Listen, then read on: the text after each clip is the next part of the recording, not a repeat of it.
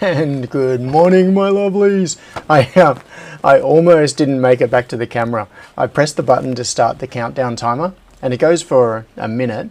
And so, of course, my brain went, oh, I'm going to do something else. And I started messing around with stuff on the bench and looked up, and the timer had almost finished. Okay. So, it feels like months since I've done a live stream. It feels like months since I've been away. I don't even remember how to do this. Okay, so let's do the important thing. I acknowledge the traditional owners of this land, the Whadjuk Noongar peoples. I pay my respects to their elders, past and present, and to Aboriginal elders and peoples from other communities who may be taking part in this live stream today. So, good morning. I have dropping frames. What, already?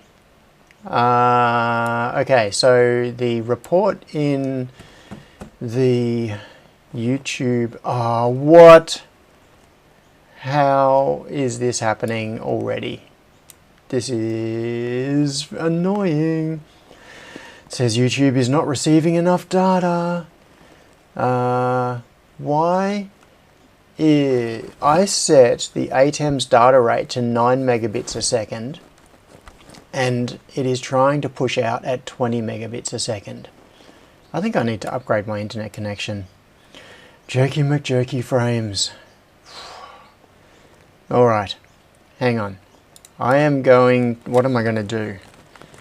I am going to go to ATEM software control and... Alright, I am going to go off air briefly, and I'm going to set the ATEM to the lowest resolution that it can do. So, here we go. I'm going to disappear just for a moment. Okay, I have gone back to being on air. And I have set the data rate to low. So we'll see what happens. Maybe this will make it better. I don't know. Hopefully.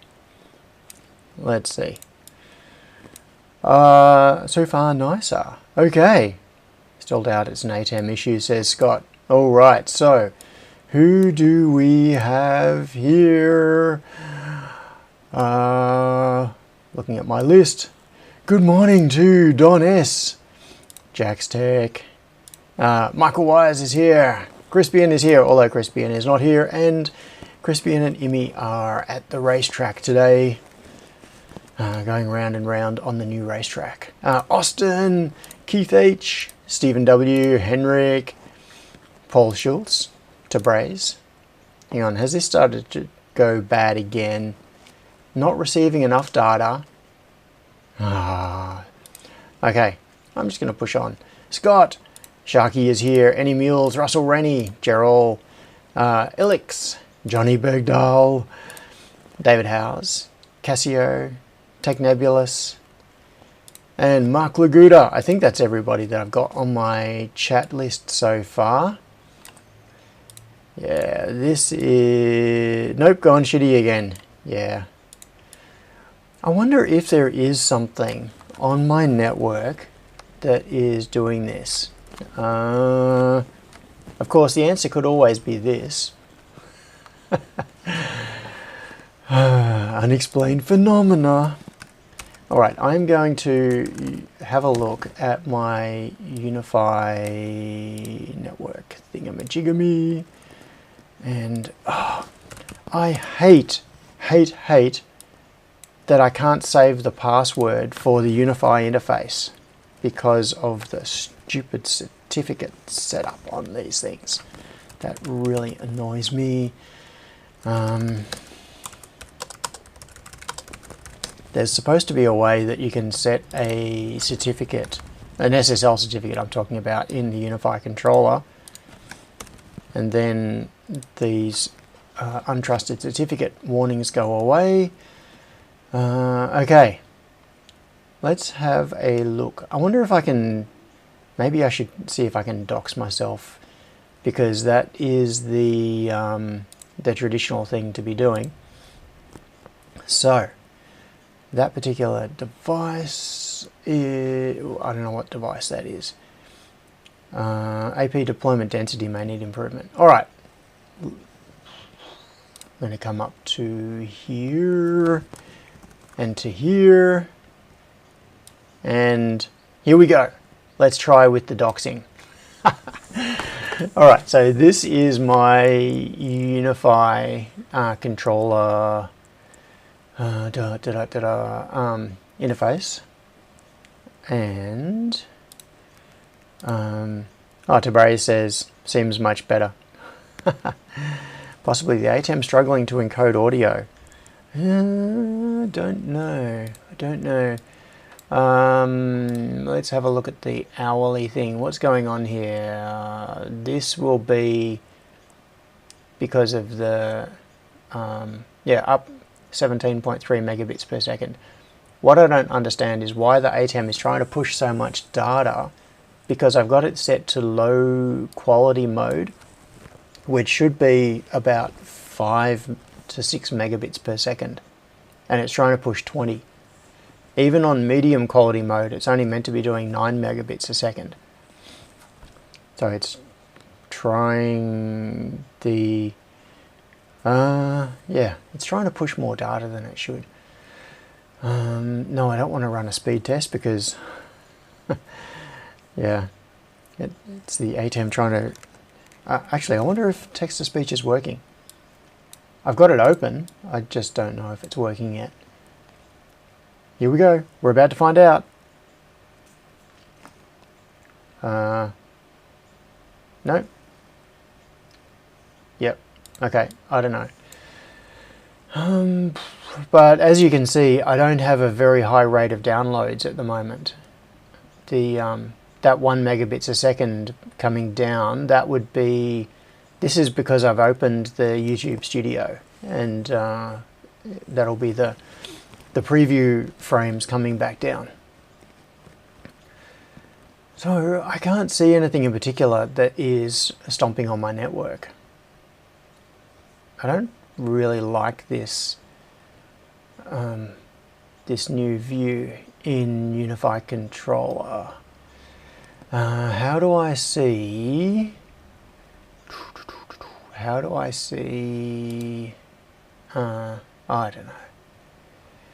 I don't know. All right, let's get out of this. Hang on, I'm going to turn my mic down a fraction. It is a bit hot. That's a bit better. So, Jordan. Hey, Jordan is here, and so is KHT. Good morning. All right. Austin, can you say what Tabray said? Okay, what did Tabray say? Only happens when webcam is full screen. Webcam encoding issue. Tabray's Malik said, at Tabray's Malik. I don't have a webcam. As in, I'm not using a webcam for this. Tabray's Malik said, look at my comment above. I'm going back through. Download app called Fing. Oh, okay. Yeah, I think I've used Fing a long time ago. Yeah, I'm not using a webcam. It's a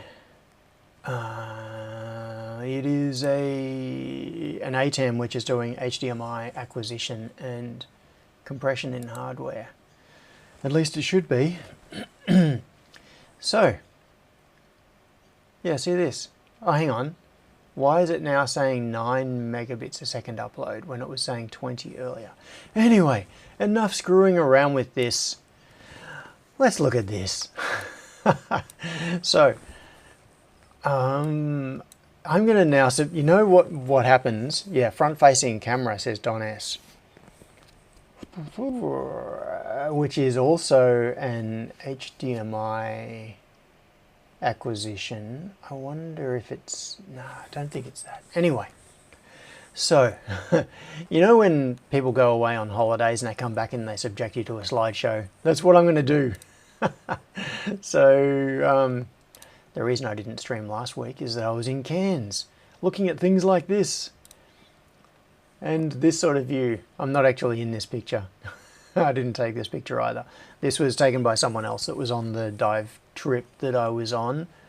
But this, I like this picture because it's it kind of gives some sense of distance and perspective and depth. Like you can see how far down people are here. The surface is way up above, way up. But we saw some pretty cool things. We saw a bunch of clams. I got some clam pictures here. Another cool picture that shows some sort of sense of context. What else? Oh, there was a shark during the night dive. Mitchell says, I'm here in spirits, might pass out halfway through. TTS working for you? Yes, I think it is. Yes. Yeah, so there were a couple of night dives as part of the trip. I skipped one of the night dives and I did the other one. So this is a, looks like a black-tip reef shark. Although it's hard to tell, it actually looks like a white-tip reef shark in that, but it's hard to tell from the lighting. Cool fish. Oh yeah, this was a really weird sort of coral outcropping. You can see the, it looks like a mushroom, and it's actually referred to as the mushroom. So it looks like a house that Smurfs would live in. The surface is up above, up there somewhere, but basically it's got like this central pillar and then horizontal undercuts, and it's this weird sort of shape. So that is the mushroom. Nick said, your face is a weird coral outcropping. Yeah, thanks, Pete. I know my face is weird. I didn't know it was a coral outcropping. There's some fern coral, which is pretty cool. This was huge. You can get some little sense of scale. You can just see the corner up there of a diver kind of near it. It gives a sense of scale of how big that was. Just a shot on the back of the dive boat with gear all lined up, and more stuff on the dive boat looking out towards, what would that have been? That would have been a sunrise. So this would have been before one of the morning dives. It started, we were in the water at like 6:30 in the morning, up at 5:45 for a pre-dive briefing on one day. And what do we got here? Hang on, I'm going to hit mute on that.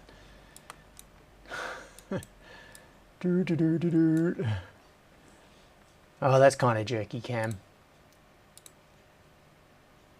Let's find a better one. Oh, this is kind of cool. This one was a clam reacting to presence, and you'll see it close up in a moment. They've got little eyes. One thing that's really weird about clams is that they have thousands of eyes, or hundreds of eyes. You can't, all around the edge. So we have 2 eyeballs, and those eyeballs have an array of rods and cones across the back, and then the light is focused through the lens onto that array on the back. Well, it's not a proper array, it's like a jumble of rods and cones, and that's how we differentiate optical input. So we read the intensity off all those rods and cones to get all the different colors and things coming in, and the position of them allows our brain to interpret the picture of what we're looking at.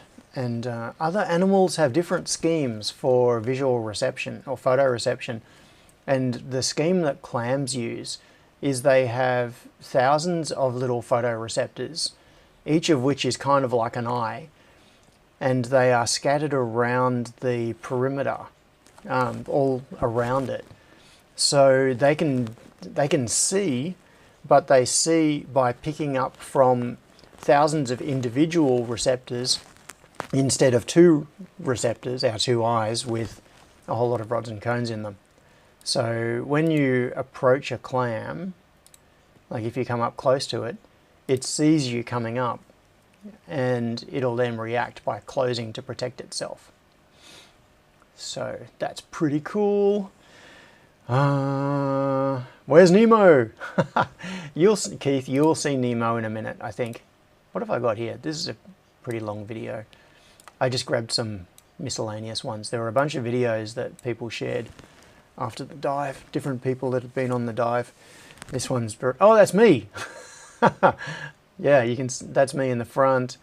This video was recorded by Karen, who is someone that I was diving with, and then up on the right there, that is Shayna, who was on that same dive. So the three of us were diving together then.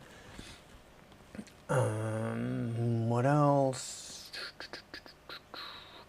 Yeah, just a view around. What was in this one? Oh yeah, this one is kind of cool because it just gives some idea of the density of life.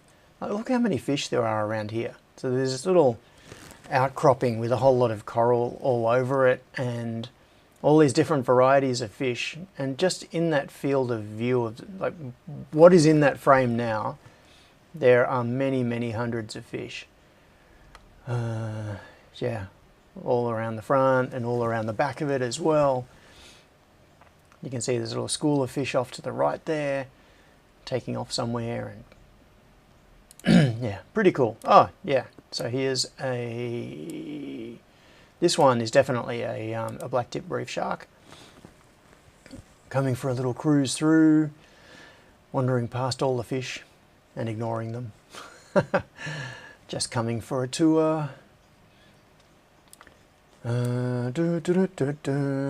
Oh, James Derrick says, sounds like a scanner linear array. So that is in reference to the, like all of the photoreceptors on the edge of the clam, which, yes, it is kind of like that. It is like a receptor array.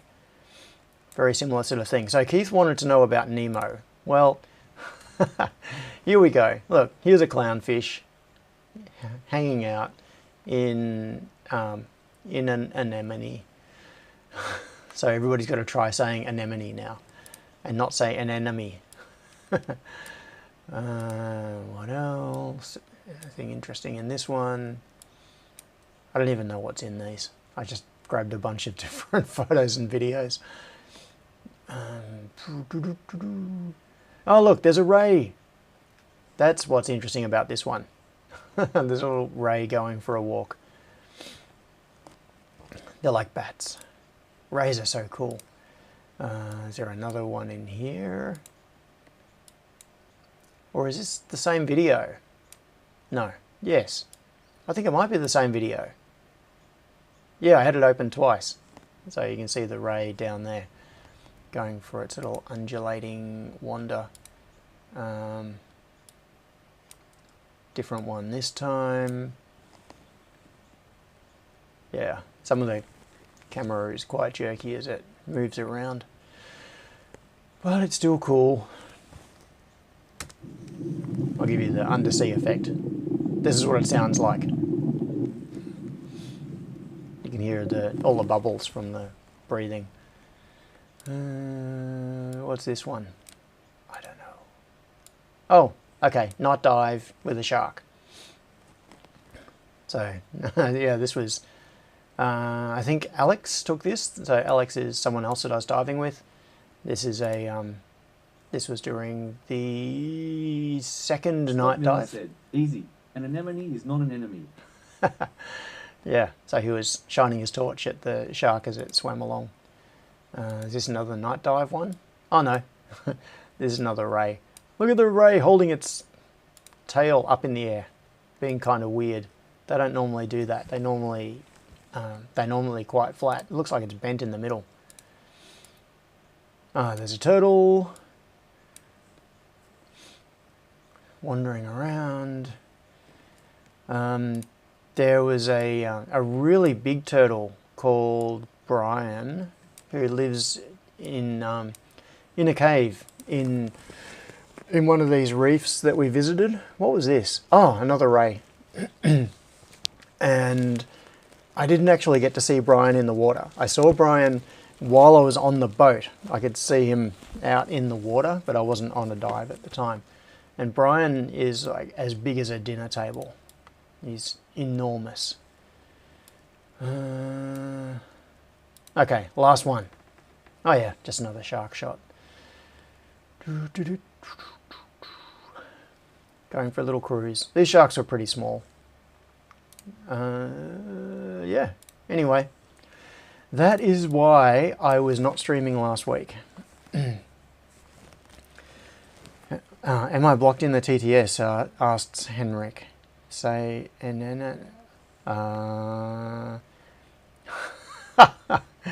Pete. Pete says, oh, Joel says, yeah, Pete said, Brian's not a turtle. H is a very naughty boy. He's a very naughty boy. Jordan says, unfortunately not scuba certified. Pete says, wait, did you leave Steve and Steph back at the factory, you monster? No, I actually took them with me. In fact, hang on. Switch back to this view. I'm going to grab, they are still in their vacuum pack bag. But my phone was involved in a little accident. So I didn't end up getting footage of them. I didn't take them underwater. My plan was to take them down on a dive and get footage of them underwater.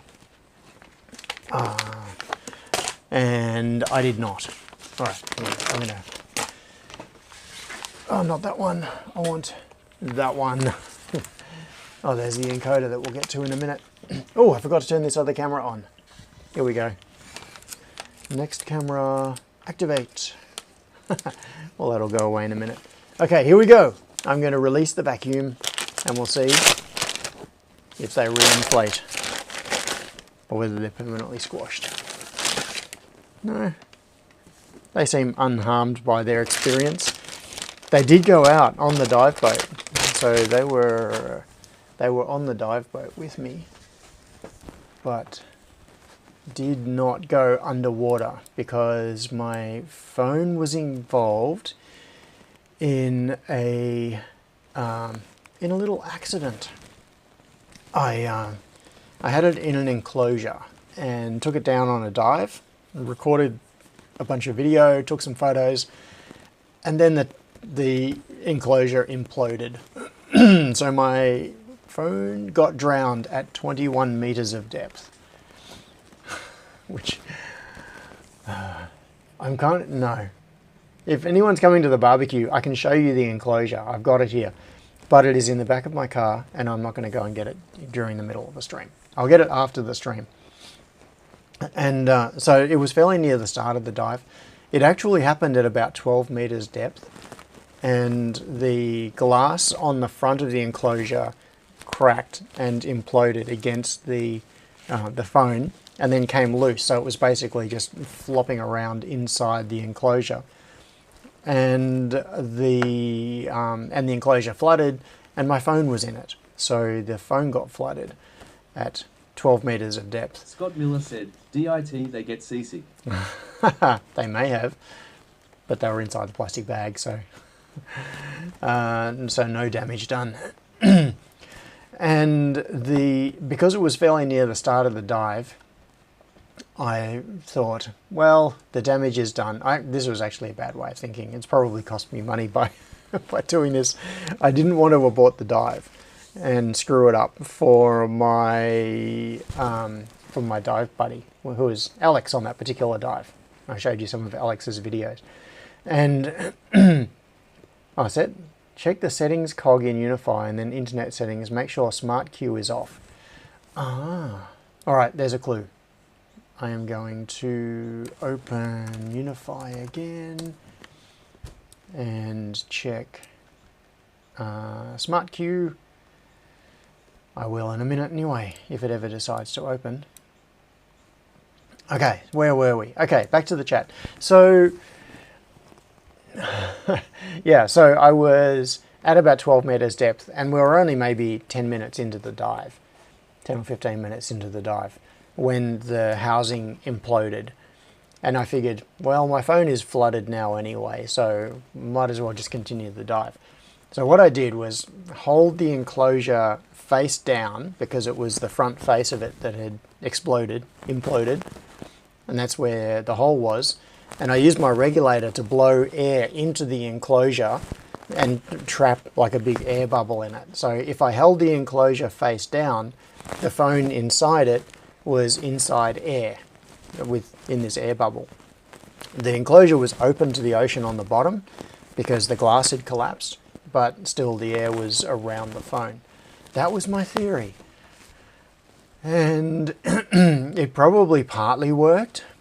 And then we ended up going down to 21 meters. So continued the dive for like another half hour or 25 minutes and went down to 21 meters. So the phone was exposed to 21 meters of pressure.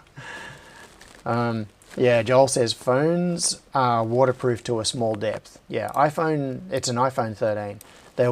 It's waterproof to 3 meters for half an hour, I think is the rating, but I was way deeper than 3 meters.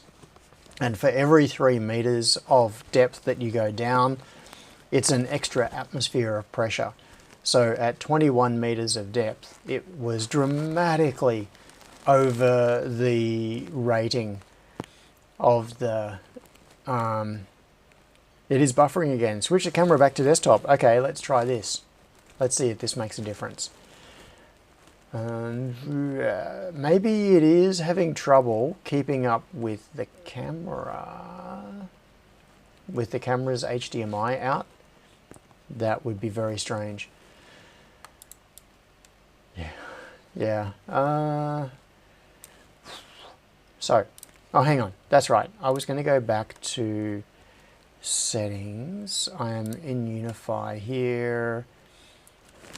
I'm just wondering if I should show you. I don't think this is going to reveal anything. There is the danger of doxing again, but here we go. So you can see the Wi-Fi SSIDs that I'm advertising. Waterproof to a small depth. To a small depth. Yeah, thanks, Pete. My face is waterproof to a great depth.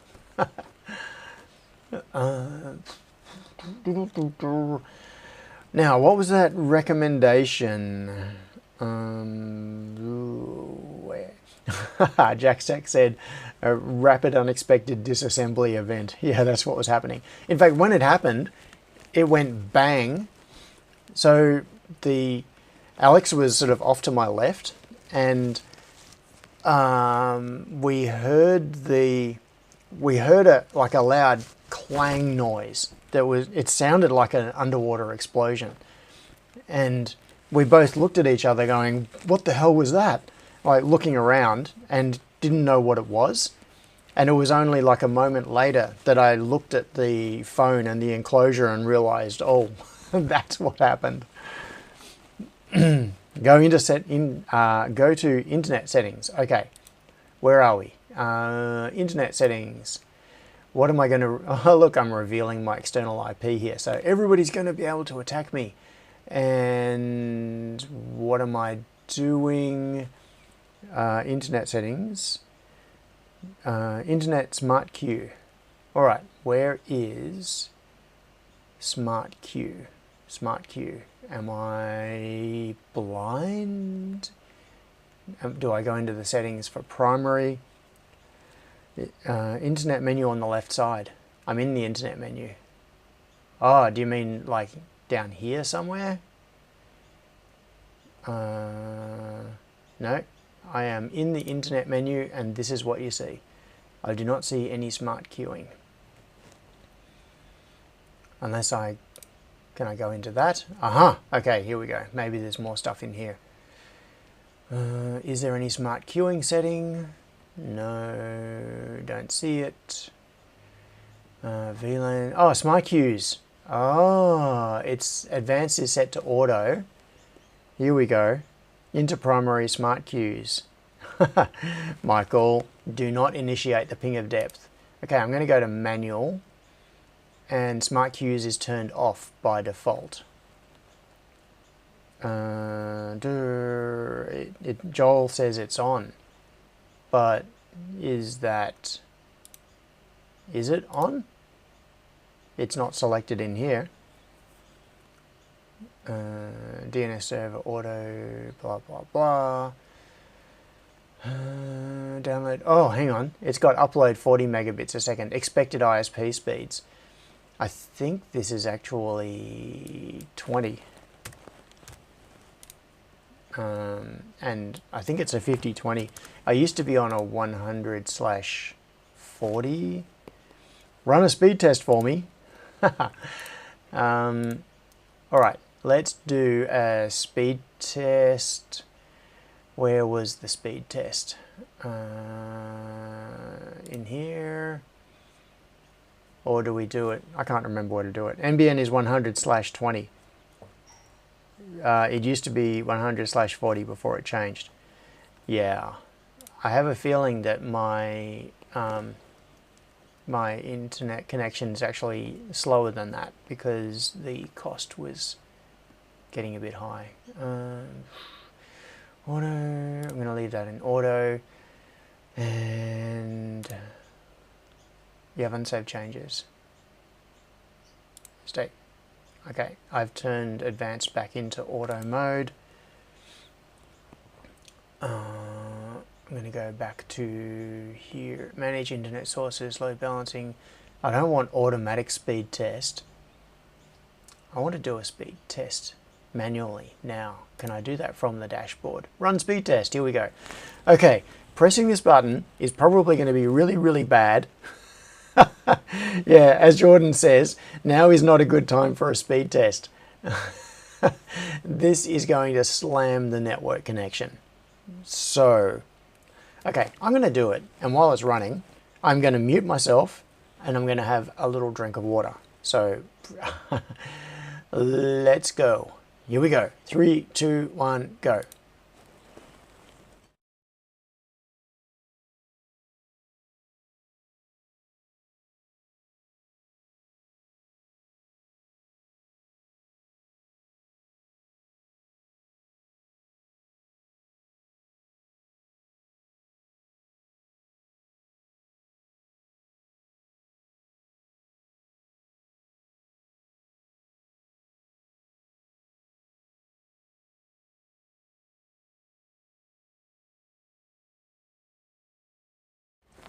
All right. So it looks like my plan is probably a 50/20 based on that. So let's go adjust ISP speed. Yeah, 50/20. That's what it should be. Henrik says put it back to 100 then. No, but I don't think I have a 100 megabit connection. I think it's a 50/20. The important thing for the streaming is upload anyway. Yeah. 1 hour. What was that? It's 40 megabits a second. And now it's back down again. Yeah. Your packet shaper has been running incorrectly, says Joel. Oh. Maybe that's what is going on. Yeah, so the packet shaper in the gateway would be expecting a 100/40 connection, and it's actually been a 50/20. So maybe this will make a difference. Alrighty. Yeah, maybe this has been my problem for a while.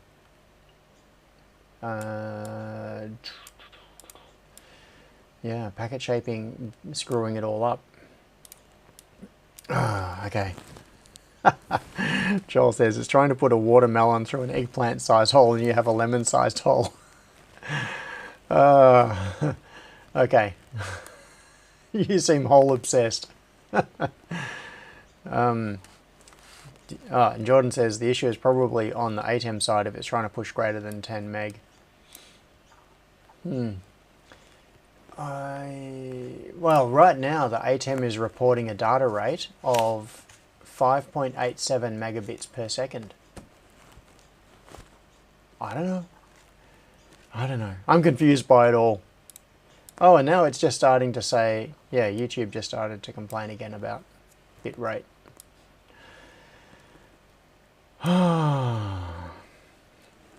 Yeah. Austin says, oh, this is a funny suggestion. Austin says, still think you should have a tech come out and reconfirm the line integrity. Seems weird to suddenly change after all the time we've been streaming when it was mostly fine. Okay, you are working under the misapprehension that it is possible to get tech support for your internet connection here in Australia. What rates does it show if you just do face cam? That's a good question. I'm going to subject you to this waterproof face. Oh wow, the data rate goes up and up and up. Okay, I'm going to switch back down. It is now hitting 20 megabits per second. I'm going to switch back to this view. And now the data rate is falling. That's really interesting. Yeah, that's very interesting. When it is doing just the Lumix camera, the Panasonic, it is running a much higher data rate than when it's doing screen capture. Jack's Tech says your camera is at 4K. Yes, it is. So maybe yes. Okay. Whew. Well, there's been lots of information that's come out of this. Lots of clues for me to play with. All right, I'm going to stay away from Facecam, which is a good idea anyway. Jordan asked, what streaming profile are you using? I switched to low when I took the stream offline a few minutes ago. So if we come up to, I'm not going to show you my my ATEM interface because I would just give you all my new stream key.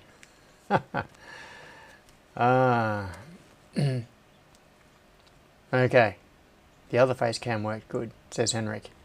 Yeah. The larger, Michael says, the larger John's head is, the more data is required to upload John's head. Yeah, Jackstick said, so it's trying to push the full 4K. Set the camera output to 1080p after the stream. Oh, Jordan says Hyperdeck low or streaming low. It is on Hyperdeck low. It doesn't give me an option for streaming low. Change to temporary Aussie Superfast Pro. Yeah, so Jordan, that is a good question. Why is it not giving me the option of selecting streaming data rates, only Hyperdeck data rates? Something else for me to investigate. Oh, Stephen says, it took me 4 months to get an NBN tech to confirm that I did indeed have a broken fibre and put me on another one. Oh, you got fibre? Luxury. I've got a bit of wet string. Austin said, so is the soldering iron on? Actually, it is. I turned on... hang on, cough coming. Yes, I turned on bench 1 because I wanted the oscilloscope running so that I could have a look at this at the Rotary encoder. Alright, so the Rotary encoder, AQS, says Austin. Oh, Jordan says, let me see if I can configure an XML for you to use. Oh. James asked, can you smell flux? No, not yet. Henrik said, John, are you hungry yet? I wasn't, but now I am. Thank you very much, Henrik. Okay, so without going to Facecam, because Facecam breaks everything, my face breaks everything.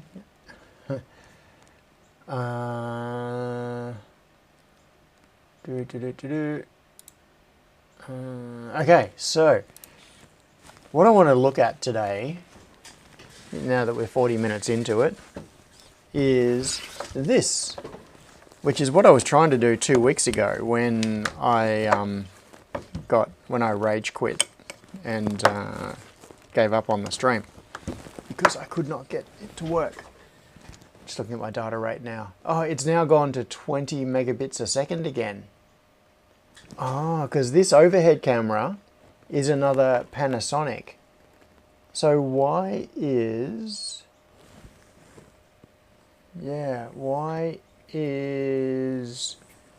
the ATEM having trouble now with these cameras when it wasn't before? Maybe it is the difference with streaming bitrate versus hyperdeck bitrate. Yeah, weird. Okay, so this is a rotary encoder. It looks like a motor, but it's not. It's just a sensor. All it does is detect rotation of this wheel. So what this is about is my friend Plasma Steve has a CNC lathe. It's an old Mizuki lathe, I think, which he has converted to run Linux CNC. So he's ripped the original control system out of it and gone to what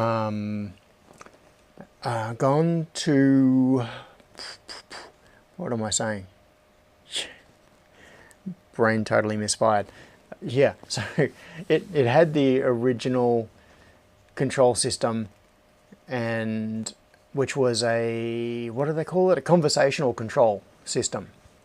And he's ripped out pretty much all of the guts of the machine. He's replaced some of the motors, so he's got new motor drivers, a new control system, and he's running Linux CNC to run this lathe. And one of the remaining parts of the job now is to automate the tool changing. It's got a turret which holds all of the different tools, so that as the lathe is doing its work, it might need to change tools partway through. The way CNC machines and CNC lathes, like CNC mills and CNC lathes, typically do their tool changing, the big ones, I'm not talking about the little desktop ones, I'm talking about, you know, the ones that are half the size of a bus sort of thing. The way they generally work is they have a thing called a turret which rotates. It's basically a big disc, and it's got a whole lot of latches in it, or it's got a whole lot of locations where different tools are put into place. So it's like a magazine for different tools. And when the machine wants to change tools, it moves, it rotates the turret to an empty slot. It then moves its currently loaded tool into it, latches it, disengages, rotates the turret, and then engages the next tool, like whichever tool it wants. For that to work, it needs to know the position of the turret, and that is what this is for. So this is a rotary encoder of his lathe, and normally, obviously, this would be screwed into place somewhere, and then the control system plugs into this. This is an inductive sensor, so that's for homing, I think. So it uses this to pick up when there is a bit of metal near it, and that's what sets the 0 position. And this encoder is used to measure rotations. Is it a Mill C38999 connector? Don't know. What does it say? Amphenol. It's an amphenol connector. DDX. Don't know. Anyway, it's a pretty beefy connector. So what happens is that it uses this to measure the rotation of the turret so that it can get the position of the tool and align it correctly, so that when the machine moves in to grab the new tool out of the turret, everything is aligned and nothing goes crunch and bang. So part of the process now, one of the final stages of doing the Linux CNC conversion on this particular lathe, Mazak, that's right, it's a Mazak lathe, is integrating this with Linux CNC, which means we need to be able to decode what's coming off this encoder. And the general plan... Ostrov said, buffering came again. Yeah, I'm going to switch back to screen at the moment, which will reduce the data rate. Okay, I'm going to do that now.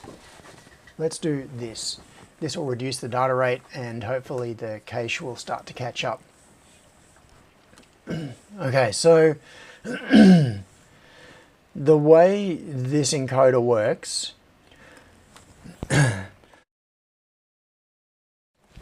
is tool pocket, says Don S. Yes. A tool pocket is where the tool fits into the turret. The way these things work is they have a number of contacts, and as the disk rotates, the contacts make or break connections or go logic high and low. And by seeing the transitions, you can figure out the rotation of the disk and the position of it.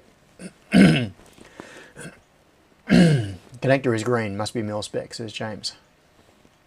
Could be. Probably. Yeah, these machines are designed to run for years, only semi-attended. This particular lathe had, I don't know if it's still on it, but I think it used to have an auto-loading system as well. So with this lathe, if you wanted it to turn out a whole lot of identical pieces, it would have the blank material would come in through the tailstock, I think, whichever way around. No, it comes in through, I don't know the terminology. This is not my field, I'm not an expert. It'd come in through the chuck, I think. And then it could be auto, like it could make a shape, part it off, it would fall into a collection bucket, and the material could then auto advance and it would make another one, part it off, collection bucket, on and on and on. So these machines can be running, basically that in a production environment, they may never be turned off. They can run for years just making parts. So yeah, they've got to be rock solid and reliable. And the yeah, anyway, grey code. This is really, really cool. This is something that I never really thought about. Okay, there's a representation here that we'll get to in a minute. When I first saw that, it was like a, oh, that is a great way of visualizing it. It was one of those moments where my brain changed in some small way. So the thing is that what you could do is have a series of disks. So position encoders, this is the application we're talking about here. Now, I'm going to move this in a little bit. There, move it away from my face. So what you can do, I'm pretty sure most people here have some concept of binary code and how binary code works. So you have a series of bits, and each bit has double the positional value of the previous bit, yada yada yada. So what you can do is, if you take a representation of a series of bits, and which is normally linear, and then you just bend it around, turn it into a circle, you end up with something that kind of looks like this. So bit 0 might be the inner ring, and bit 1 is the next ring, and bit 2 is the next ring around it, etc. So as the disk rotates, and the sensors are in a fixed position, or vice versa, but typically the disk rotates, sensors in a fixed position, and the values of those 3 bits change, you can read a binary number. And if you have more rings, then you get more resolution. So you get more possible numbers coming out of that. Now, one of the things is, in a typical binary, let's binary numbers, I'm just going to do a quick thing here, binary number. One of the things that I didn't really think about is in binary you can have many bits change at the same time. So here we go, binary numbers. I was just trying to, this is what I was trying to find. So if we go, for example, from decimal 8 to decimal 9, we have one bit that has changed. So the lowest bit has changed, and that is unambiguous. One thing has changed. But look at this. If we go to decimal number 10, and which is binary 1010, 2 bits have changed because the first bit, or bit 0, has gone from 1 to 0. The next bit has gone from 0 to 1. So there have been 2 bits that have changed within that. And then here we've got 1 bit of change again. And now look at this, this is even worse. We've got 3 bits of change between decimal 11 and 12. So it's gone from 1011 to 1100. And the further you go, the worse it gets. So as each time you flip over the most significant bit, all of the previous bits will ripple through, and you may have many bits of change in a transition from one number to the adjacent number. So that's just something that I've kind of always assumed about binary. I'd never really stopped to question it. It's just the way binary works, of course. It's like if you're counting in decimal and you go from 999 to 1000, you go from digits 999 to 1000, and all the digits have changed. So, like, it's the way numbers work. The problem is that is a problem if you are trying to make a resilient system that is going to deal with potential noise, and you need it to be super reliable. So with traditional binary, we have this representation of bits with the least significant bit coming from the right and then counting across to the left, just like with decimal number systems and all of the numbers that we're accustomed to doing. So as the number gets bigger, you add more digits to the left because each position to the left has a higher place value, which is all pretty straightforward. But this is super clever. Now, grey code tries to avoid, hang on, I'm going to go back to, here we go. Yeah, actually I could have used this as the example. I should have just stuck here. But here's the big reveal. So with binary, you can see that we've got this progression where it is cascading across to the next most significant bit each time it overflows. So when it overflows from 0111, it goes to 1000. Now grey code reorders those positions, and the whole idea with grey code is that you only ever have 1 bit change between any 2 adjacent numbers. So number 0 is in this case, so we're doing 4-bit binary and 4-bit grey code. The value 0 is all zeros. In binary, the value 15, which is the highest number you can represent, is all ones. But in grey code, it is 1 and then 3 zeros.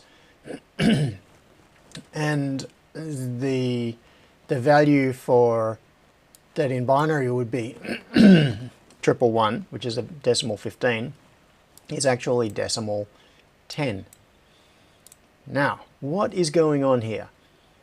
This is really cool because what we've got here is 1 bit change between decimal. I'm going to talk decimals. So say we've got value of 0 here, and then you go to a value of 1, there's a single bit change.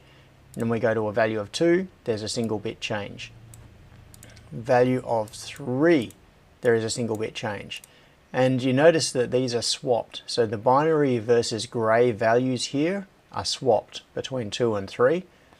And then we go to 4, there is a single bit change. It is only this bit that changes. And then 5, we have a single bit change. So there is never a situation where you go, you do multiple bits changing at the same time. Now, why does this matter? That is the next question. Jordan, thank you. Jordan says, just sent you an updated streaming XML. You need to specify your stream key and server. Nice. Yeah, that is really cool. I will check that out, Jordan. Oh yes, so JaxTech said, in fact, maybe TTS will catch up on this. I'm not sure. So Jordan said, this was an entire unit when I went to uni. Grey code is cool because it lets you use single bit error detection. Yep. And James says, grey code is all about the edges. Only one bit can ever be on. Ever be half on, right between values. Yes, that is the key. So what we're talking about here is sensors on mechanical systems, and they are not perfect. If we have a position encoder, so I'm trying to find an example. Okay, so if we've got a sensor, a disk here with these lines on it, and then we've got, say, a row of sensors. So if this was this is a 3-bit encoder. Say we had a row of sensors that was in a line coming out from the center point here. What's going to happen is, as the disk rotates, the sensors will be exposed to different values, either high or low. And the key point is the transitions, because the sensors may not be mechanically exactly in line. They may have different, slightly different characteristics in terms of their sensitivity. The disk might be a little bit dirty. I mean, all sorts of things. Life is not perfect, and mechanical systems are not perfect. In fact, no systems are perfect. So what happens is, if you are using a normal binary encoding on this, you might have 2 bits or 3 bits or however many that are changing at the same time, but the timing won't be perfect. So you can go through a transition where one of those bits will begin changing, but the other one hasn't changed yet. It's just about to, and you're now in an ambiguous state. And the system can become very, very confused. So the idea with this, this representation that you can see here using grey coding, is that none of the edges align with each other. There is no bit that goes through a transition at the same time as another bit. So you are only ever going to have one bit changing, which means that you reduce the ambiguity, because if you were, say your sensors were on the left horizontal line here, and this was rotating clockwise, this bit is not changing, this bit is not changing, this bit is about to change. Like, it's going to go from light to dark as it transits past the sensor.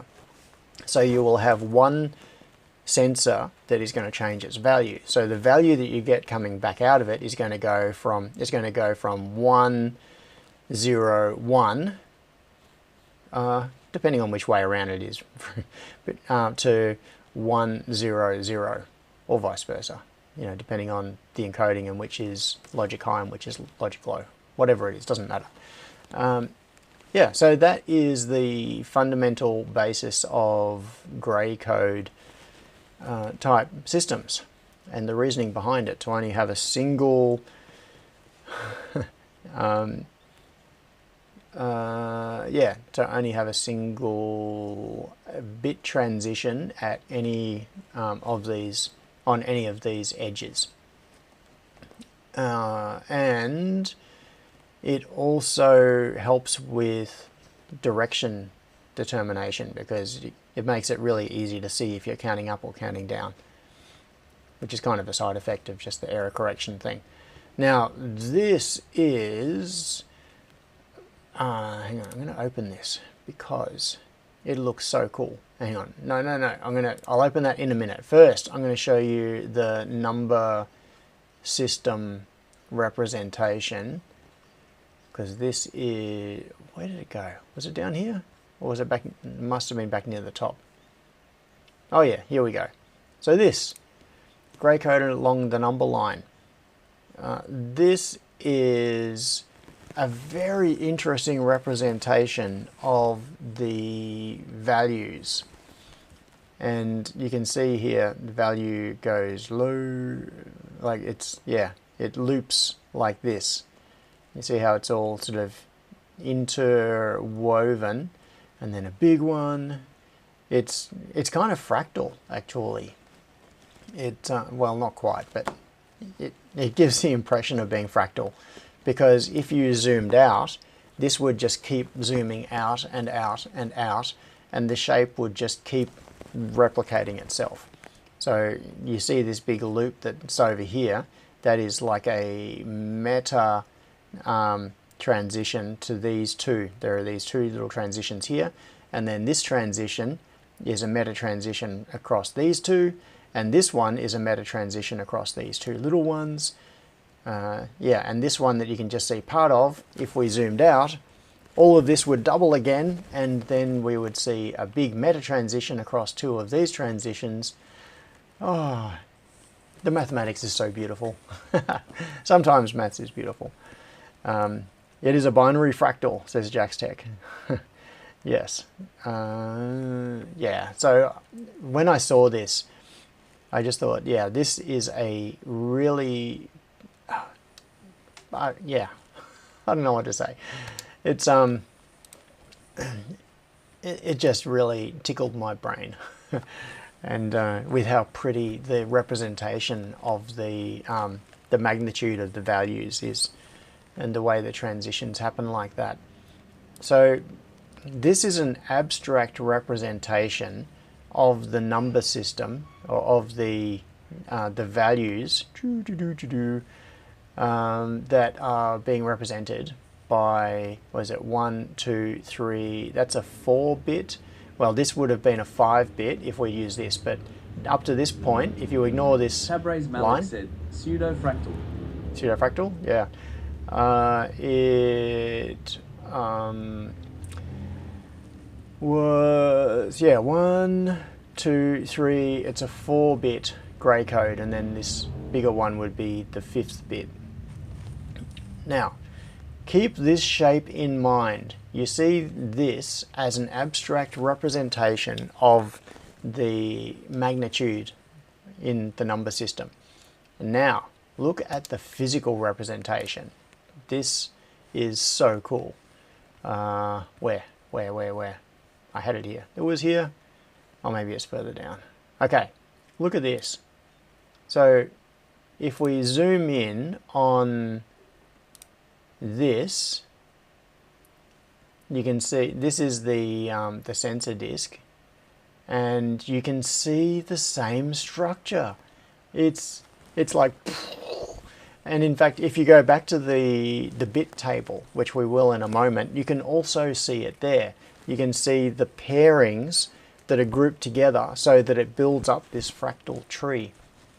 And on the outer edges, you can see the smallest increments, and then each of those increments is bridged by a larger one, and then each pair of those is bridged by another, and then each pair of those is bridged by another, and then there, and then there, and then there, and then there, and then there, and it just keeps going out and out. So the innermost ring that you can see here is half of the circumference. So it's going from there and comes around to there. This is a damaged unit, unfortunately. You can see the bottom of it's been ripped off. But you can see this bit goes all the way around to here. So that's half of the rotation. And then the next bit goes from here. It would go to there somewhere. There. Yeah, so it's this. If you took this ring and you split it and then unwrapped it and turned it into a straight line, what you would see is that same fractal structure with the most fine-grained data there at the bottom. Yeah, it's a pity we can't see that part that's ripped out, because that would be the closest approximation to the abstract representation.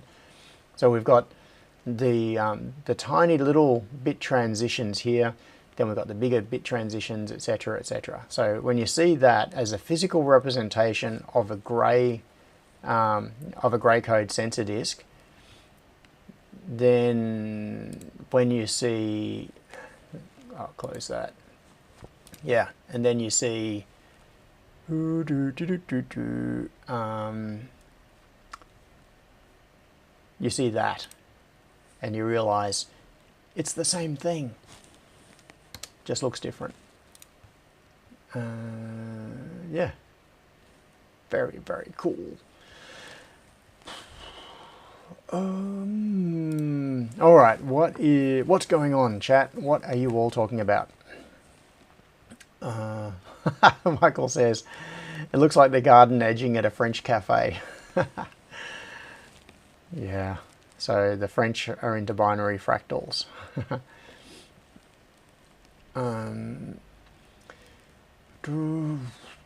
Resembles the... Oh, yes. Gerald42 says, it resembles the universal vise arrangement that was popular on YouTube a while ago. Yeah. Keep meaning to print... Yeah, James says, keep meaning to print a vise with fractal jaws.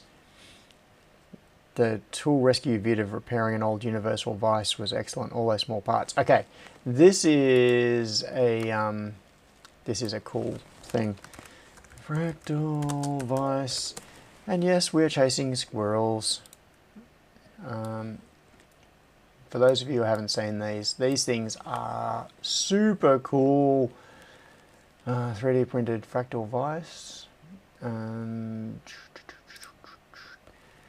So I've got to find one that I can show you. Well, you get an idea of it just from this.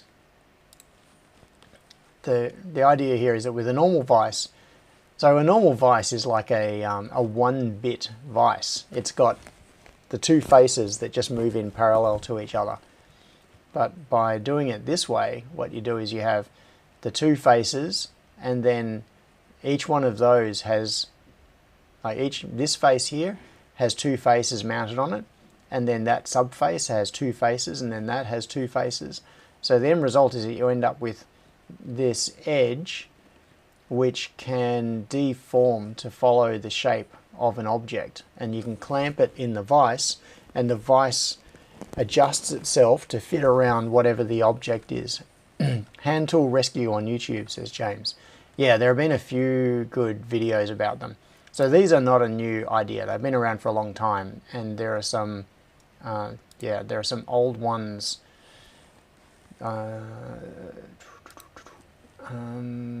Let's find... I'm trying to avoid... I'm actually trying to avoid the YouTube links because I don't want to get myself... oh, yeah, here's an antique one. Oh, mate, rare fractal vise restoration. It's very hard to see on this because the face makes it look like it's just two weird shaped pieces of metal, but in fact this consists of multiple sub pieces that are all interlocking into each other, so they can rotate and conform to the shape of whatever it is that they are trying to clamp. Yeah, anyway, fractal vices. Yeah. Restoration is 100+ year old fractal vise. Yeah, so this is not a new idea. I'm just going to hit mute. In fact, I'm going to click on this, and oh, here we go. Yeah, this is the video that that James was referring to. Hand tool rescue. Yeah.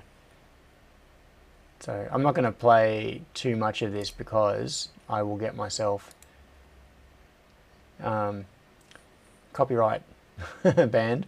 But you can see here the different pieces that fit together, and then they slide within each other so that they can they can conform to... I'm just clicking through, but if anybody is interested in this sort of thing, this is, in fact, I wonder if I'm just going to go to this so that I can grab the URL, because I'm going to stick this into the chat. If anyone is interested in fractal vise stuff, check this out. Fractal vise video.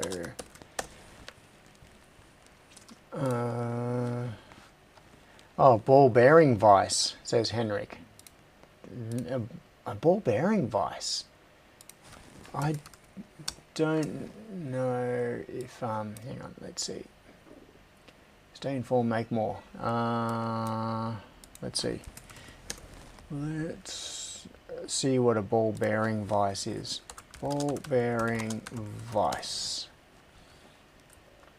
I don't get it. Oh, hang on. Maybe is this? Oh, that is cool. That is really cool. Okay, so what's going on here is that this is like one of those child's toys with all the pins that stick out, you know, and you stick your hand in it or your face in it, and the pins move to fit the shape of whatever you put into it. Except in this case, it's only two-dimension. Like it's like a one-dimensional line. And then the pins are being, there's a whole bunch of ball bearings behind it. So you can see there's a piece of clear plastic over the top. I guess this would normally have a piece of metal on it. And then when you, yeah, I could imagine this could work hydraulically as well. If you had a good enough seal around here, instead of ball bearings in the back, this could be something like hydraulic fluid. So that, and then this is a series of pistons, and the pressure is going to attempt to equalize across all of the pistons.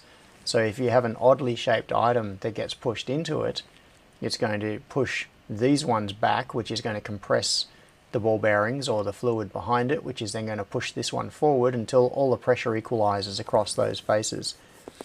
That is really cool. Dodgy! Good morning, Dodgy! That is really cool. Michael says, looks almost like a gearbox. Yeah.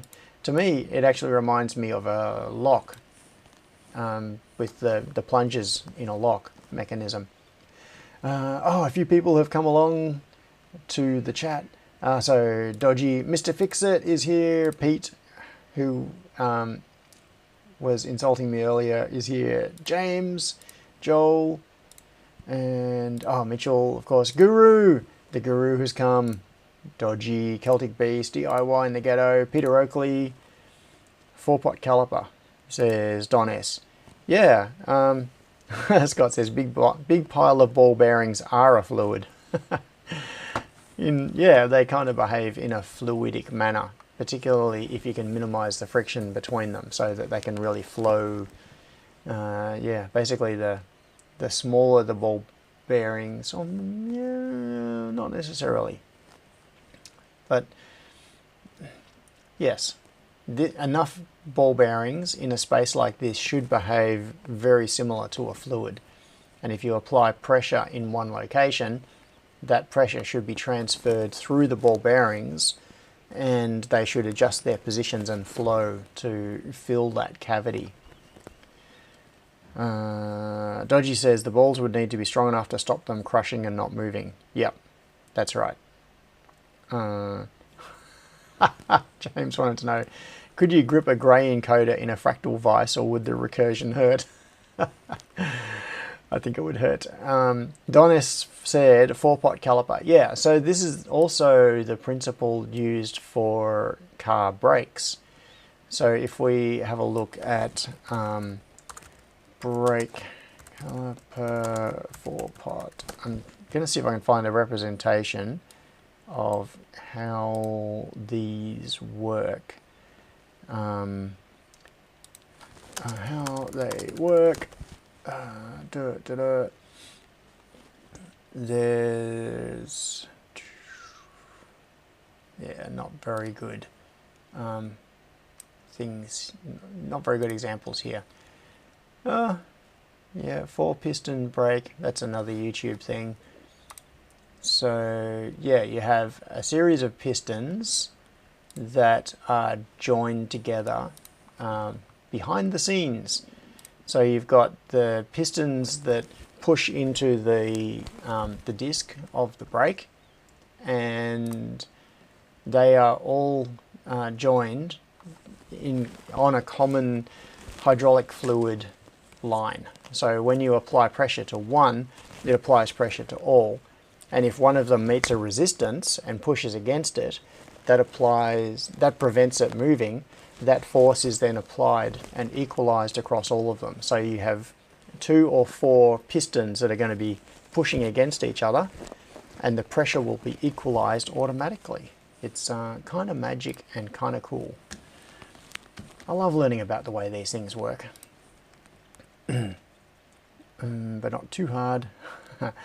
Jacksek says, everything's a fluid if you push hard enough against it. Maybe. Scott says, but not too hard. Go right past fluid. Yeah. Compress it enough and it goes from fluid and turn it into solid. Yeah. That would take a bit of pressure for most things. Oh, this is... I had no idea that I would be looking at brake caliper diagrams when I started this stream. Just chasing squirrels. My plan for this stream, I should know better than to have any plan for any stream. Yeah, my plan for this stream was to connect to the... Are you getting sleepy, says Pete. Yes, I am. I am getting sleepy.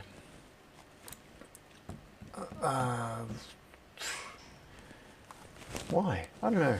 I'm just tired. Michael says you can also go solid by removing all the hydraulic fluid. Yeah, well, if you have no fluid, then all you're left with is solids and gases. But that's the problem, isn't it? When you need to bleed your brakes in your car, it's because there is gas in the hydraulic lines, and the gas compresses and the hydraulic fluid does not, because the gas is far more compressible than the fluid.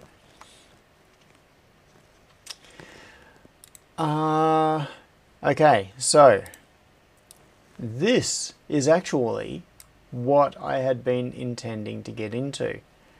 Turret sensors, wire and pin number. Now, this diagram is the pinout that Steve figured out. Joel says, chasing squirrels much easier than chasing NBN tech support. Pete says, too much blood in the caffeine system. Austin keeps coming back to AQS firmware. Yes, I know, but I wanted to do Rotary encoder stuff. I do want to do the AQS firmware as well, but probably not on this stream. Yeah, so also I just realized I'm really hungry. I didn't have breakfast this morning. That's a mistake. That could also be why I'm feeling tired. I need to eat. Lucky there's a barbecue coming up. So we've got these are the connections that Steve figured out by looking at the existing controller. Yeah, Henry got it right. Even more, I think John wants to eat. Scott says, come on, is TTS going to catch up? Yes, I know. Austin has been working hard on that firmware. Yes, Pete, you got to make me fall asleep. Yeah, these are the pins on that big green connector.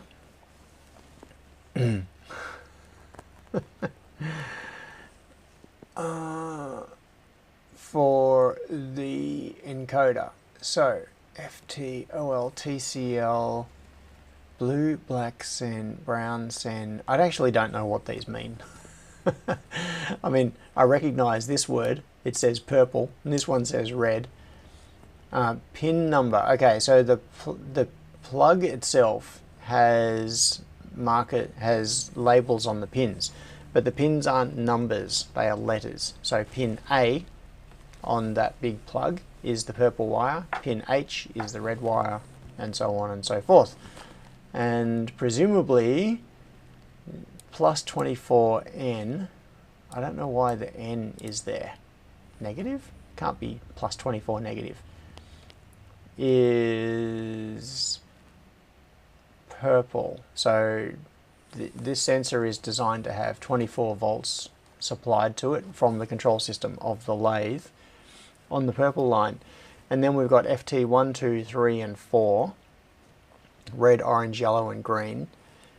Those are probably the bits from the, but then it says blue, black, brown, sen on OL, TCL and IND. Why? What does wire mean? And it says sen. Maybe that's the inductive sensor. Oh, IND. Yes, I think that IND would be the inductive sensor. So that is the... In fact, what I should be doing is looking at the actual thing, because then maybe this would be making a bit more of a clue, more of sense to me. The inductive sensor has black, blue and brown wires coming off it. Black, blue, brown. Okay, there we go. So that does make some sense.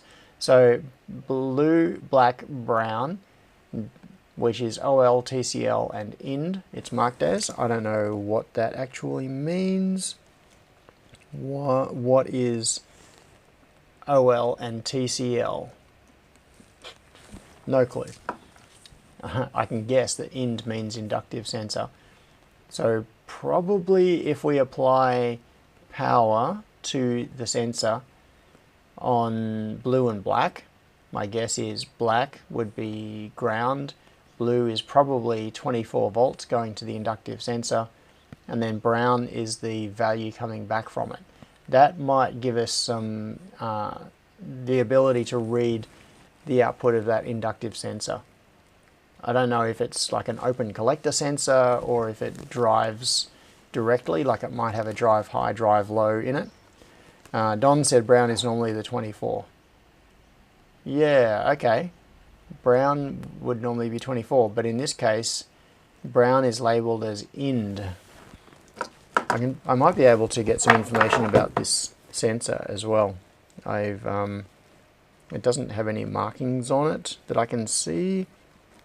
And also, it is very old. PRS4. The cable is from Shinagawa Denson. It's good Japanese cable. Feels very soft and flexible. Nice, good quality stuff, as you would expect from a machine like this. Okay, so the inductive sensor, I think we can figure out. So it's got black. Yeah, you're right. I would normally expect that on a sensor like this, it's got blue, brown and black. Normally, black would be ground, brown would be power, and blue would be signal. So, why is blue listed as OL? OL could be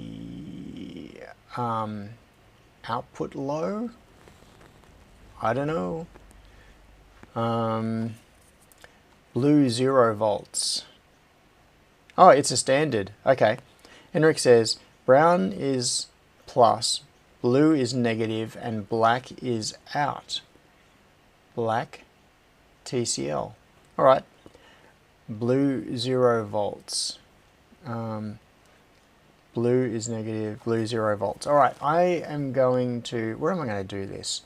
I need to write myself some notes. I don't know where. Let's see.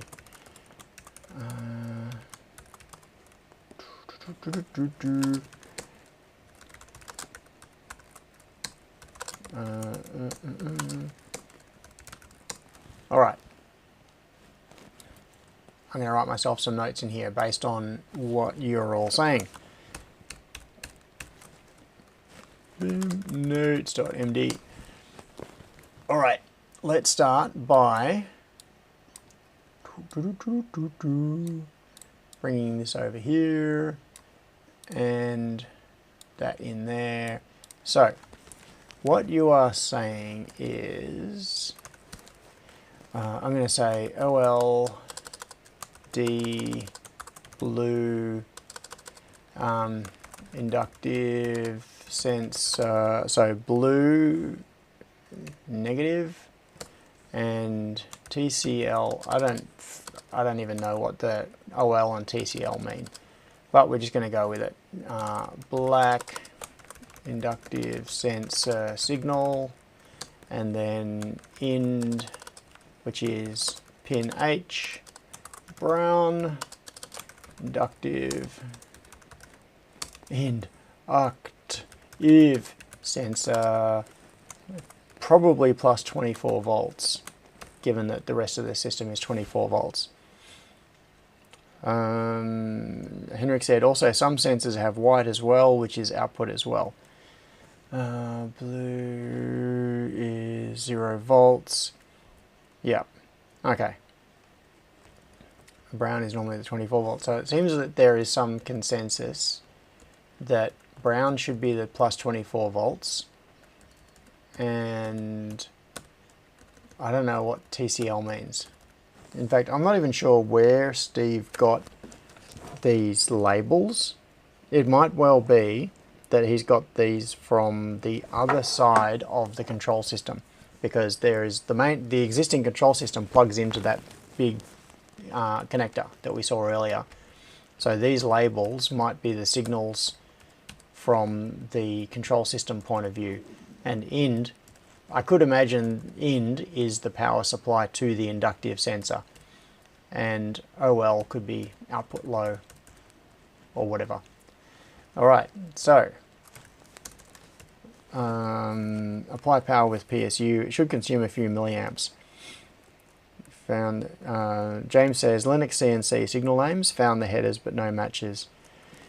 Yeah, so at the very least, you're right. What we could do is try powering up this inductive sensor and just see if I can get things coming out of it. So it looks like we have, apart from that, we have a 4-bit grey code encoder. So I'm going to go plus 24N. Yes, I realize that I'm largely just transcribing what's already in this document. But at least this way I can start making some notes against it. FT1, H, red, FT2, K, orange, FT3, L, yellow. So step 1 is just to collect information, document whatever, or M, and that is green. Freen. I've invented a new color.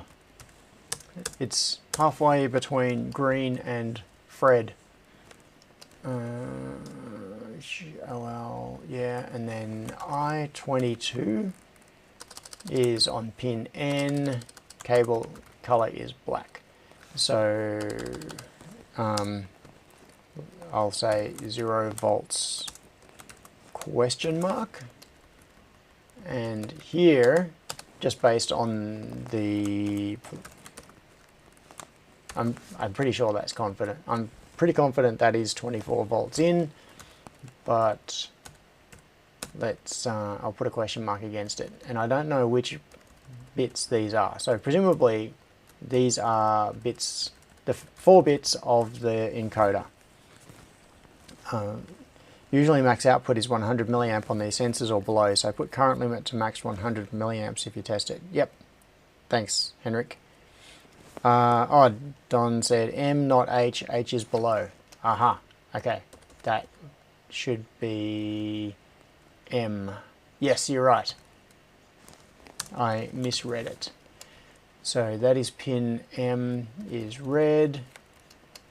And okay. So now we have the notes in a form where I can start adding, I can start editing. Okay, so let's break this up a little bit. I'm going to bring this down to here. I think I'm going to reorder this. In fact, I'm going to take that, put it up here, So I've got the 3 cables going to the inductive sensor grouped together. I've got the 3 outputs from the position encoder grouped together. And then I've got power connections. I think those are the power connections. FT4 equals M also. FT4 is M. Yes, you're right. It does say M. So why do we have 2 that say H? That is a very good point. All right, I'm going to have to...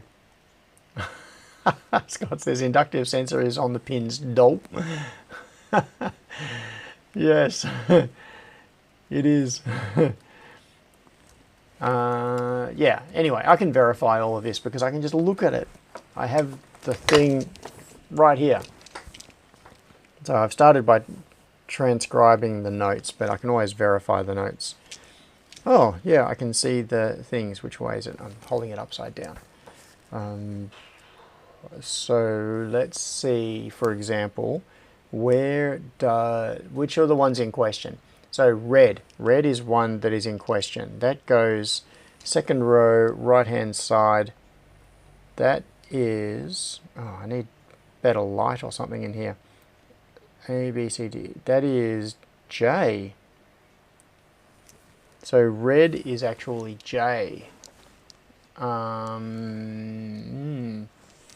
J? Yeah, okay. So red is J, and I'll check where orange is. Orange goes to third row, and that is K. What have I got here? Yes, K. Yellow goes to third row next in, so that'll be an L, I think. Yep, that is L. And then green on M, next one in. Yes, okay, so J, K, L, and M are correct for red, orange, yellow, green. Now, as for what red, orange, yellow, green actually are, that's a different story entirely. But those letters match. All right, so then where is, so A and N should be purple and black. So A, yes, is purple. Black is somewhere in there. Oh, it is third from the right on the third row, which means it is LM, it is N. Yes, okay, so black is N, and then the other blue, black, and brown on D, O, and H. So that is D, A, B, C, D. No, I don't think that is on D. That is third row. That is G. A, B, C, D, E, F, G. G is the inductive sensor black. G. Yeah, I can see why this is messed up though, because the way the little markings are on the enclosure, they're actually closer to the adjacent row. They're all offset. So if you look at pin, which one was it? Pin G, you would actually think that it is pin O based on the... Thanks, Pete. Pete says, your face is a very good point.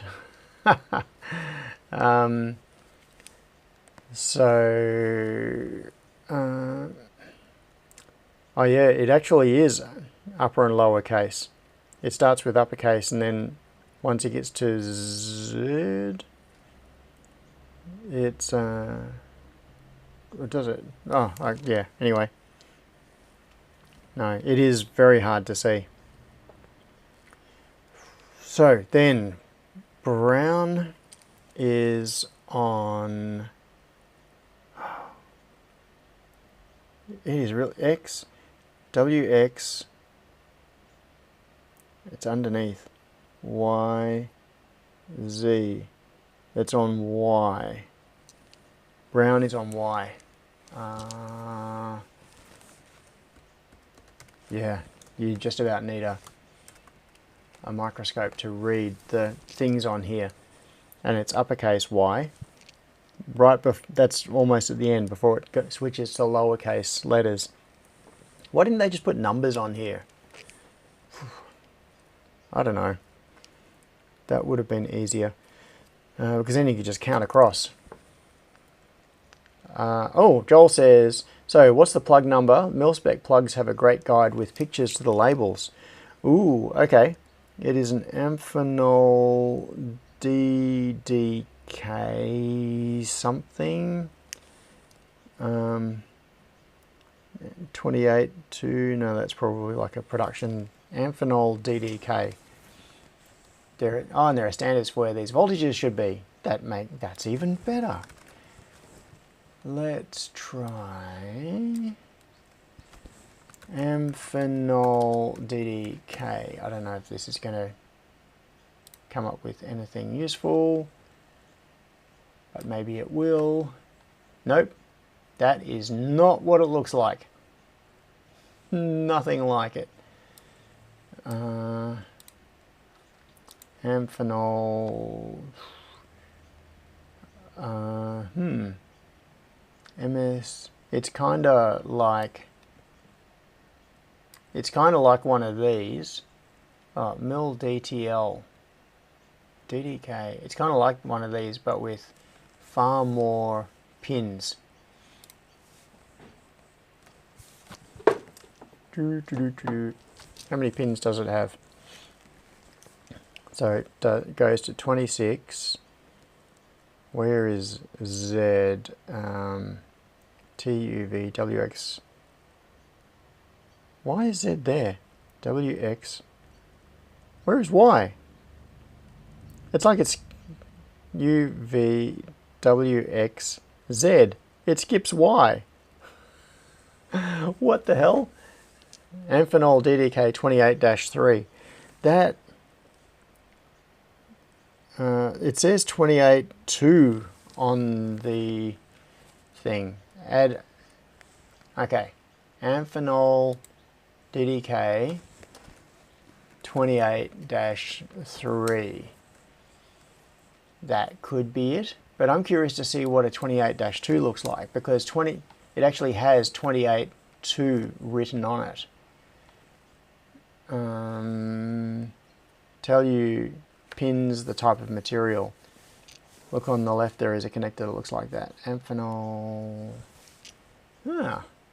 This has been an episode of Identify That Connector. It actually does look like the opposite gender of this one. So that's a 2821S. It says on it DDK 28.2. 28.2. So what's the difference between a 28.2 and a 28.3? Well, this one says... Oh, yeah, this one is a different pin arrangement. You can see on the 28... Yeah, there's a 28.1S. I think it is the 28.2. It looks like this.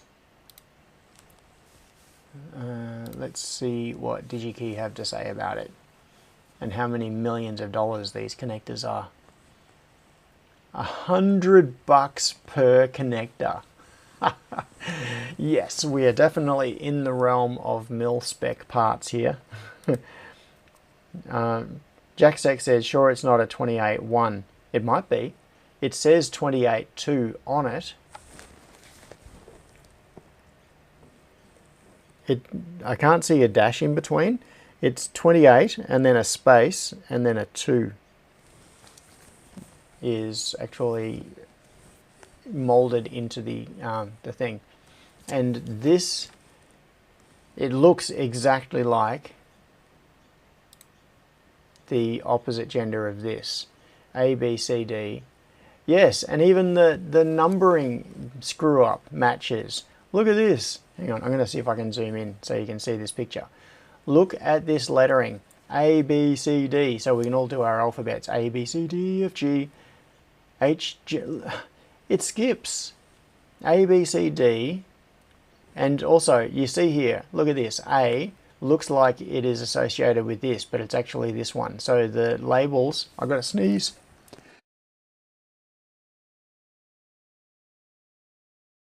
Oh,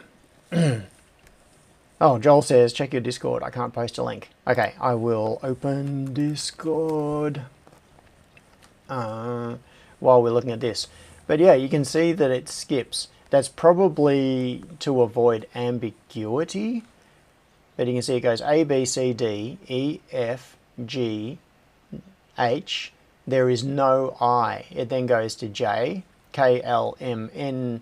There's no O, P. There's no Q. Then an R.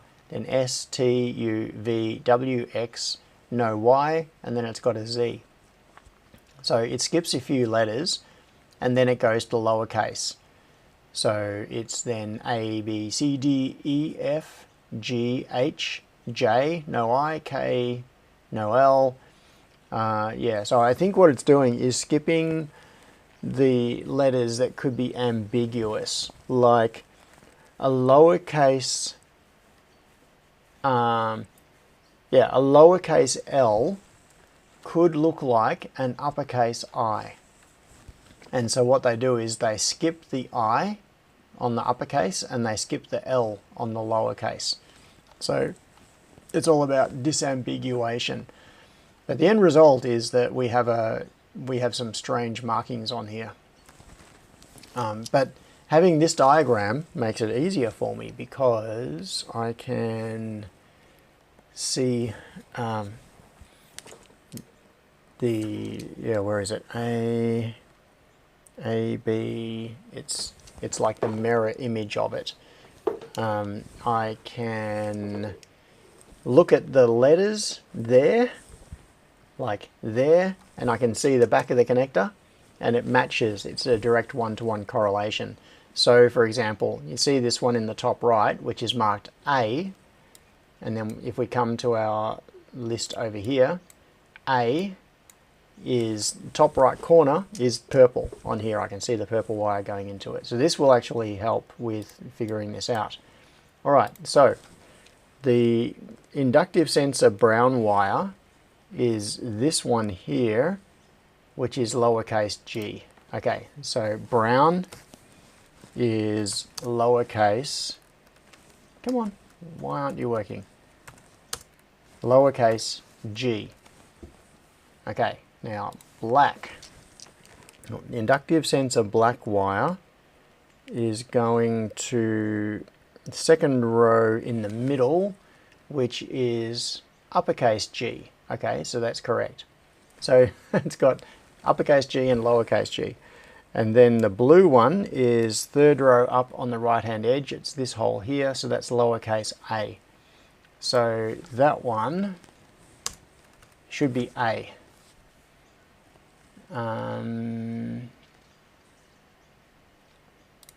Yeah, I think so. That seems right. Blue, third one up, right-hand side, lowercase a. Okay, so I think we have the designations here. Oh, hang on. I got a DM from Angry Telstra Man. With a link to DDKnet. Yes, visit. Here we go. All right. Aha. So DDK Fujikura. These are all the different types of connectors, all the variations. Yes. I, L, and 1 all look the same. Yeah. Jordan says I and 1 and L are all ambiguous, 0 and O are ambiguous, and yeah. Jacksek says, I work with those connectors a lot on military radios. They are painful to say the least. Yep. Not dough after all. That's right, Scott. I am disappointed. Yes, Joel. I guessed that you were Angry Telstra Man. Thanks for the link. So that is the overview of all the different DDK connectors. But this picture is a, yeah, that has been incredibly helpful for figuring out what those colors are meant to be. And now just to, hang on, zoom back in again, just to confirm a couple of the others to make sure that I've got it right. So I've just confirmed the inductive sensor connections. I want to check these ones. So with the index to the top, the little key marking that you can see up there is to the top of the connector. And where is red? It is second row, extreme left-hand side, that one, which is J. Very good. Where is brown? Oh, hang on, no. We don't care about the brown yet. We want, hang on, why is there a brown here? There's a brown that is not in this list. Maybe that's something that we have to care about. Maybe it's not. I don't know. And there, okay, so let's look for orange. Where is orange? It is third row, extreme right-hand side, which is that one, which is K. Okay, that's correct. Where is yellow? Yellow is next to it, which is L, and then green is next to that, which is M. All right, so we're good with those ones. Purple is going to A up there, and the other black is going to third row, fourth across, which is that one, N. Yep. Now there are a couple of others in here. There are more wires than we have in our list. So there might be some that do things we don't know about. There is also there is another blue wire, which is going to third row up, second in, which is lowercase b. So I'm gonna add these as unknowns because we don't know what this signal is. That is lowercase b and it is blue. What else? So there's orange, yellow, we know about those. There is a white. Where does white go? White is on the middle. Oh, white and grey both go to middle, second one in, which is T. So don't know what that signal is. That is uppercase T, white, and uppercase T, grey. Those two wires are actually soldered together onto the same tab on the connector.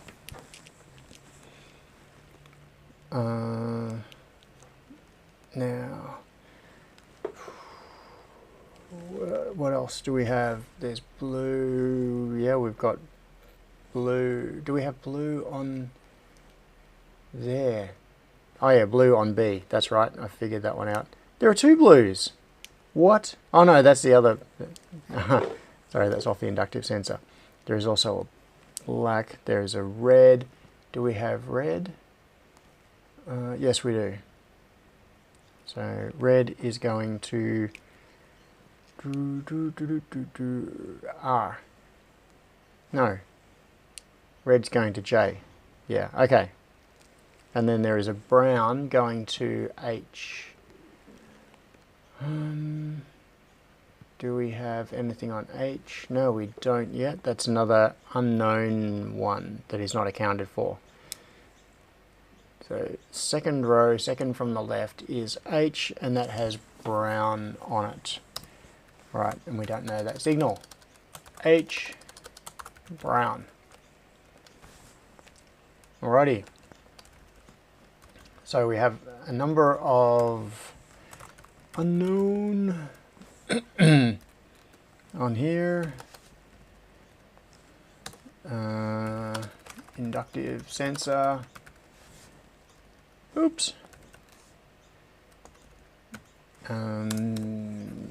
This one will be the grey. Is it spelled G-R-E-Y or G-R-A-Y? Grey code. How is it spelt? Grey code sensor, and this I think will just be power. Yeah, okay. Maybe there are extra bits in the grey code thing. Maybe, I don't know what these wires are actually for. No clue. I don't want to take this apart because even though it would be interesting, I do not want to damage it. There's an LED on the back to show when it is powered up. I assume it's an LED.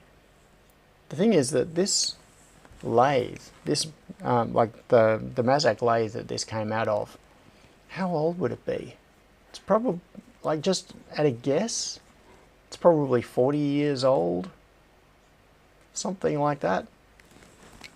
So having LED status indicators on it is slightly unusual. Probably the older connection. New should be compatible. Okay, so it looks like MIL C38999 was superseded by MIL DTL 38999. Says to Braze. Do you have more than one sensor in there for safety? Says Joel. Don't know. No idea. Ooh. So there is squirrel.pdf. Amphenol. Okay, so these are specs on the connectors.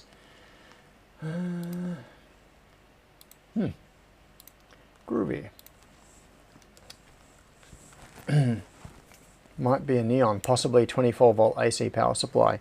Yeah, actually it could be. It looks really like a red LED in a bezel. So, yeah, could be neon, but maybe not. Now, what we could do, yeah, I don't really have scope to run overtime today because of the barbecue. But what I'm thinking about doing is powering up this inductive sensor and seeing what happens.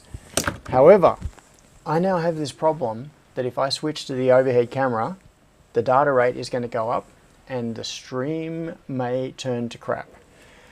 So step one, before I do that, I'm trying to stick to this view as much as possible.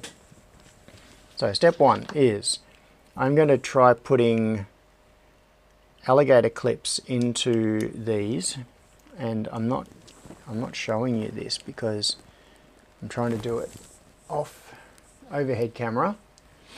So I'm going to put, what will I put in? Where is, use a microscope camera, says Jack's Tech. Your face may turn to crap, says Pete. My face is already crap. Now, what am I looking for? Okay, inductive sensor negative is blue on pin A. Inductive sensor blue negative. I'm going to use a black alligator clip for that, just because then I will know what it is. Then brown on the inductive sensor is plus 24 volts. I will use a yellow wire on that one. So yellow on that. And now where is the signal wire? Signal is blue off the inductive sensor. Hang on. What? I'm confused. No. Signal is black off the inductive sensor. Okay, yeah, so that's way over somewhere else on the connector. So I'm going to use a green for the signal connection. Where is it? Not that one. It must be that one. It's kind of hard to trace it through. Okay. Now, power supply. Yes, I have power supply. All right, I'm going to risk it and I'm going to switch to the bench cam. Oops. What is going on there? That's what I want. Switching to the bench cam, and my data rate has just gone through the roof, so we might get buffering coming up soon. So anyway, inductive sensor, power connections. I've got power here from my bench power supply. which is not currently turned on. So I'm just going to connect up ground and power. I'm going to give it 12 volts because I'm paranoid. I've currently got 50 milliamp current limit set, and I'm just going to do nothing else but turn it on and see if anything goes bang. Okay, silence, no smoke. It's not pulling any particular current. Interestingly, I get a slight current fluctuation when I move this near metal, which is good. That's indicating that the sensor is probably working.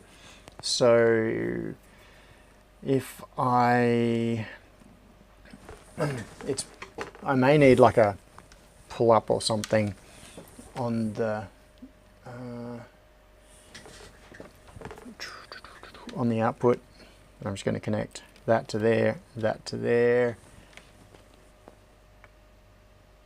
Oh, no, it is working. It is working. Hang on, I'm going to switch to the scope so that you can see this, because you can't see the multimeter. But the inductive sensor output is actually working. I'm going to scale that, scale this, and in a moment I will switch to the web interface on the... Okay, so this is the oscilloscope probe.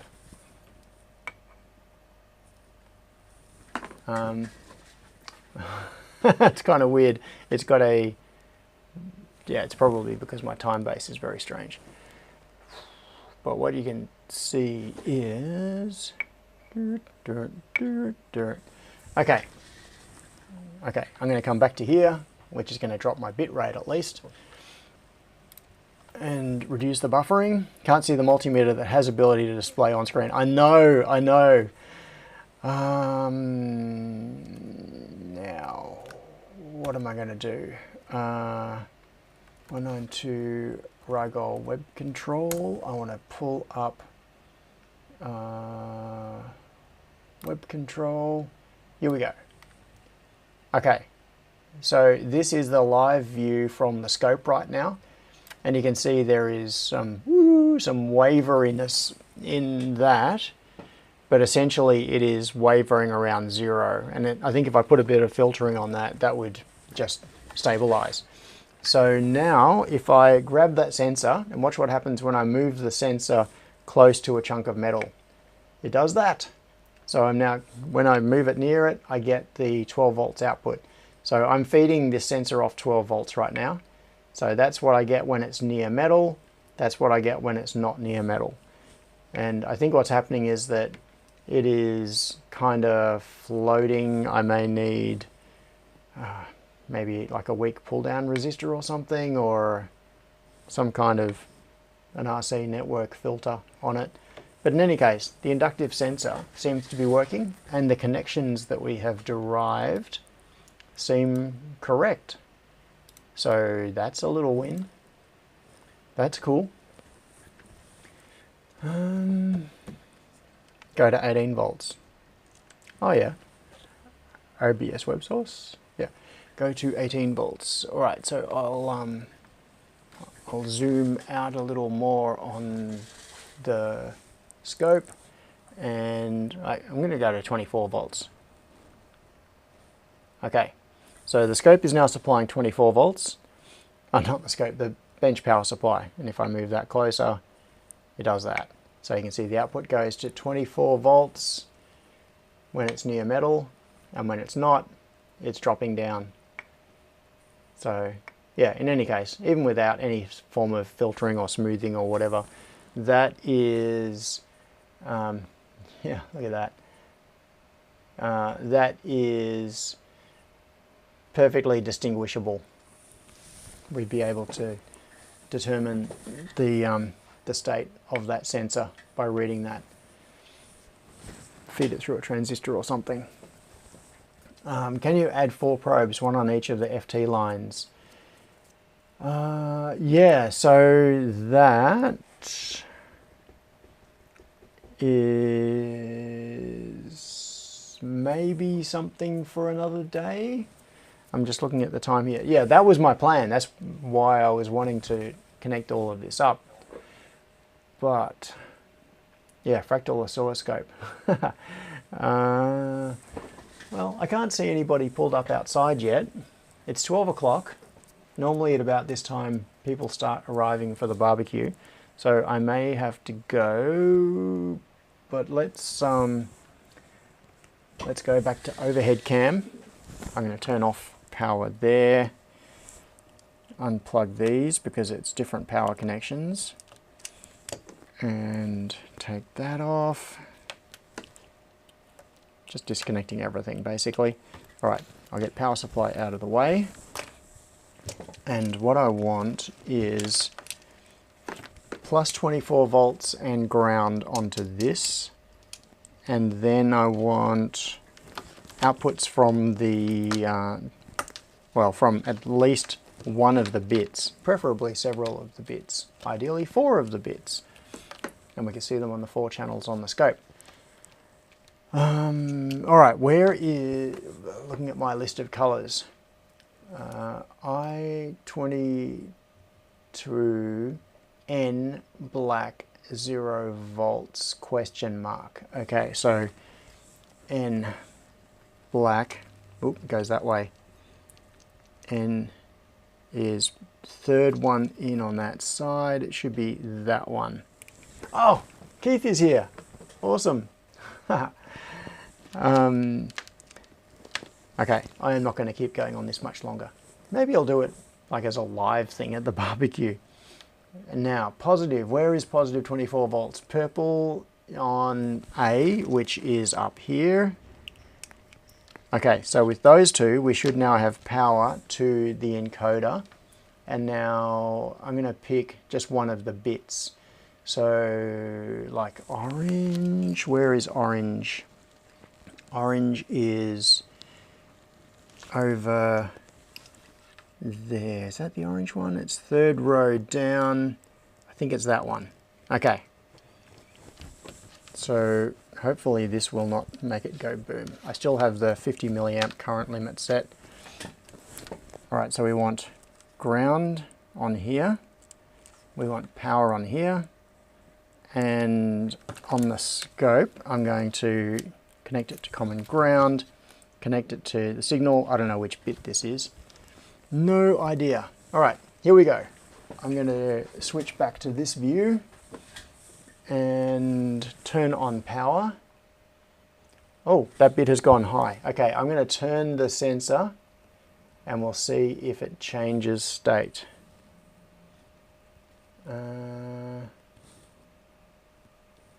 Oh no, it's hitting the current limit. That is not a good sign. Okay, that is not a good sign at all. Whew. I'm going to have to give some more thought to this. More investigation before I do much to it. Yeah, and I don't want to kill this sensor.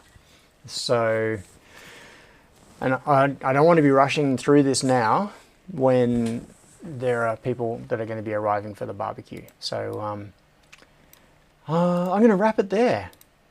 But I think we now have some better clues about connections. And yeah, cool. All right. I'm going to go and say hi to Keith and get setting up for the barbecue. And thank you for coming. I will see you all really soon. Next week, hopefully, I will have figured this out. And I'll catch some of you in... Yeah, there won't be 24 volt signals. I will catch some of you very soon at the barbecue. Okay, thank you. Bye.